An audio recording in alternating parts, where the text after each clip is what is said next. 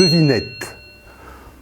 Aussi proches que méprisées, elles jaillissent dans votre intimité pour aussitôt disparaître dans les réseaux. Je suis... Retenez votre souffle. N'ayez crainte de l'obscurité et des miasmes et venez découvrir, émerveiller l'insoupçonnable diversité des systèmes d'assainissement qui, comme par magie, évacuent nos eaux usées.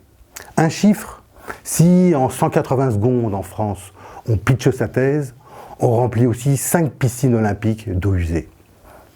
Disponible H24, il n'y a qu'à tirer la chasse. Et zou, départ immédiat, direction station d'épuration. Là, insolubilisés, précipités, les boues d'épuration, valorisés en agriculture ou enfouis dans les décharges, vous inviteront à poursuivre votre voyage initiatique à la campagne. Ingénieur spécialisé dans l'assainissement, avec 30 ans d'expérience, frappé d'incohérence et de diversité des désordres, c'est la curiosité qui m'a poussé à m'engager dans cette aventure fabuleuse.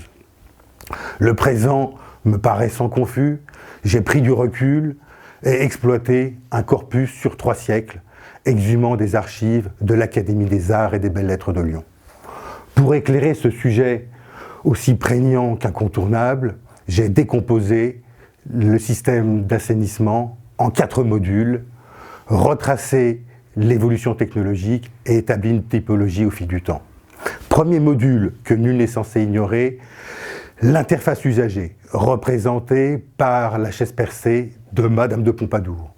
Au second module, confiné, sans oxygène, les matières se transforment et forment des croûtes que redoutent les vidangeurs.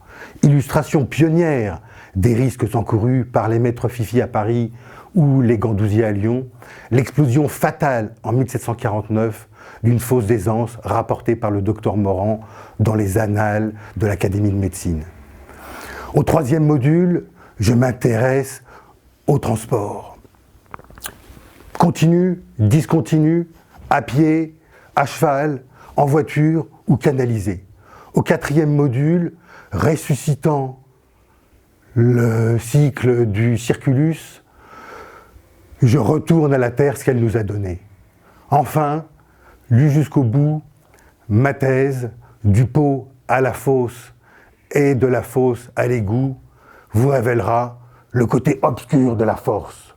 Force qui fait de nous des organismes vivants, mais à jamais confrontés, à raison de 5 fois par jour en moyenne, dit l'OMS, à nos eaux usées, si maltraitées et pourtant incontournables.